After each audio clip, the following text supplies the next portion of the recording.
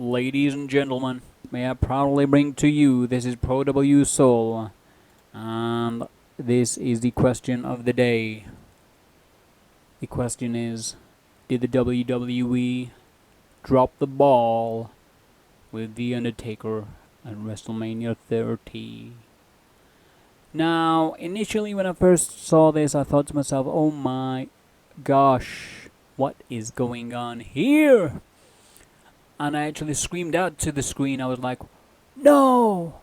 I actually screamed out. I really did. I thought to myself, no, this can't be happening, And then I paused like everybody else did, thinking, did this really happen? Is something going to happen now? Is McMahon going to be coming out down the ring going, hey, his leg was under the ropes or something, you gotta carry on? Or, Kane coming out and beating up the referee and saying, no, this isn't happening, or something along the line of that. I don't know. Something was going on in my head that it just didn't make sense. And then I thought to myself, my gosh, what the heck have they done? They've ruined the streak. What the heck? Why? And then I thought to myself, you know what? They've done the right thing. Because, every year we're all thinking to ourselves, we know who's going to win this match. Just to be truthful, there's no point in having this match, because we all know The Undertaker's not going to lose this match, and it's going to be another snooze fest, really. Because the result, you know what I mean? It's quite annoying when that happens. You want it to be a bit like indifferent, but at the same time, there was always a nostalgia factor. I think that's what appealed to everybody about this. It was like, The Undertaker, yes, nostalgia, The Undertaker is never gonna lose his streak, yes, this is it. But the thing is, to be truthful, it felt as though it was a passing of the torch to the next generation. That's the way it felt to me. It felt, okay, WrestleMania 30, this is where the new generation are coming in, because it felt like that from the moment the Ultimate Warrior came in, and he even talked about, God bless his soul, he even said that, it was about the new generation now to come in and do their work, and, he was going to, it's sad what has happened to him, but, he was going to help grow them as well, help them with that. He was going to be an ambassador of the sport. But it felt as though that was going to be the case with that. And, I agreed. I thought, you know what, it's about time, I guess, the new generation coming in, great. But now, after a long thinking, I think they have completely dropped the ball. I really do. I mean, let's be truthful, the facts are facts. Their share prices have gone down. Apparently, by reports on the internet saying that he's lost apparently 700 million. 700 million he's gone down in share prices now. The WWE has gone down that much.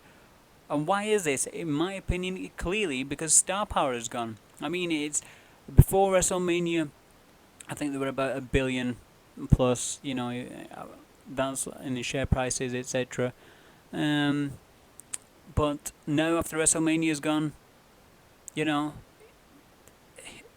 that's it. The share prices have gone down completely. So, what was actually missing?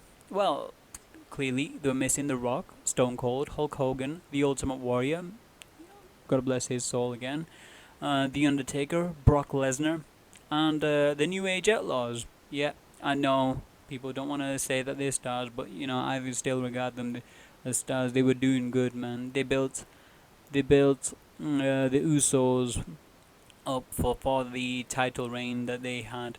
They've got now going, in my opinion.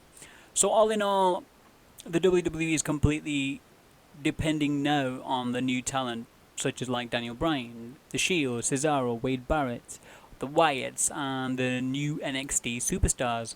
Can they build themselves and drive the company forward? Well, ideally, yeah. The only thing is, you have to do double the work, because quite frankly, they're not established superstars, so their stardom is not shining, and they have to build themselves as stars first in the eyes of people, as well as that, they have to do the normal wrestling routines and wrestling matches, etc., etc. So they've got double the work. But not only that, they've got another work to do now. They've got another job to do, which is sell the WWE network, which is another thing to sell. And in my opinion, I don't think they can do that to break even, because apparently they need 1 million subscribers, and apparently they've got about 500,000 subscribers at present. The main thing is, what about next year? What are they going to do?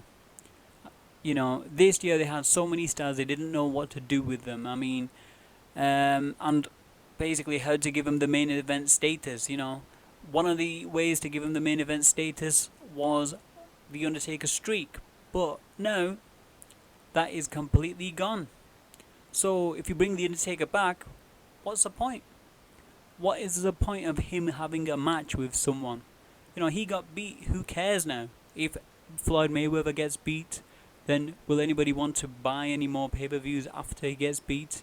Sure, maybe in a rematch, they won't want to see him come back, but let's be truthful. The pay-per-view buys are going to be going down considerably, simply because he will have got beat. Now the same thing is here. If they get now Sting to face the Undertaker at WrestleMania 31, who cares? Who will care? You know, I don't think I want. To be truthful, it's not entertaining. It would have been good if they had the streak to beat for Sting or for anybody else, but no. For Roman Reigns, I would have liked Roman Reigns to beat the streak, to be truthful. Not even beat the streak, but face the streak. So, what are they going to do? They're going to need to give them more opportunities, the WWE some more opportunities. How are they going to do that? Well, quite frankly, at the present time, they've got the WWE World Heavyweight title, and they've got two of them. They've unified the titles. I think they need to split them two titles back again, put one on SmackDown, or put one on Raw, and just do the same thing they were doing back then again, to build their new stars up and give them more opportunities to grow. But now the WWE has to go back and get the old school stars for WrestleMania 31 again to sell. Therefore, the new talent are not really going to get enough of the spotlight for next year.